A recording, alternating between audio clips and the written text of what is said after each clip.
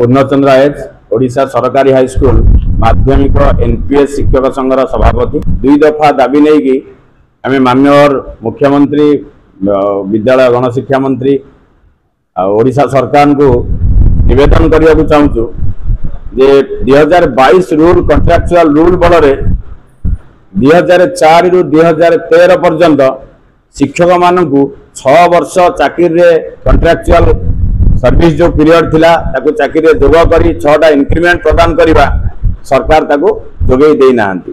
2022 rule कहूतला जे नहीं समस्त को जोगे देवा पई तापर से कथा कहले जे 2013 रूल ले जो माने जाउतंती सेही मानकु ए कथाटा ए बेनिफिट दिया जीवो एवं 2013 पर जो माने नियुक्ति पाइथिले सान भाई भौणी माने ताको ए बेनिफिट दिया गला। तेणु सर्विस रो जेतोले गोटे सेक्टर रे काम करंती कर्मचारी माने गोटे जगार बस कम करती 2004 रु जिते पर्यटन आज पर्यटन 2024 पर्यटन शिक्षक मैंने कम कर समस्त भर गोटे भाईचारा यूनिफॉर्मिटी रहा कथा। जदि सरकार बेनिफिट दौरान यूनिवर्सल टू ऑल समस्त को सेम बेनिफिट देवा कथा किंतु सरकार ता कले नहीं।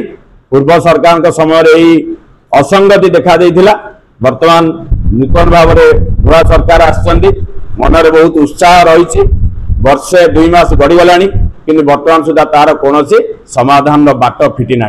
यह आमको बहुत मर्माहत आंदोलित करुच्ची मन भितर जे माननीय मुख्यमंत्री श्रीजुक्त मोहन चरण माझी महोदय जिते विरोधी दलर मुख्य सचेतक भाव में थिले सी कही जे 6 वर्ष चाकरी जोग करवा 6टा इंक्रीमेंट जोगेदेवा यह हूँ तुम ए शिक्षक मानकर न्याज्य दाबी।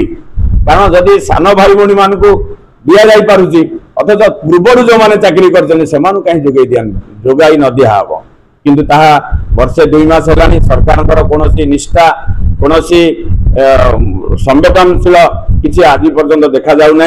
आम बारंबार गुहारी जनईचु केवल आम विभागीय सचिव महोदय को धन्यवाद देवी से गोटे आलोचना कर आलोचनार फल बर्तमान सुधा पूरा शून्य।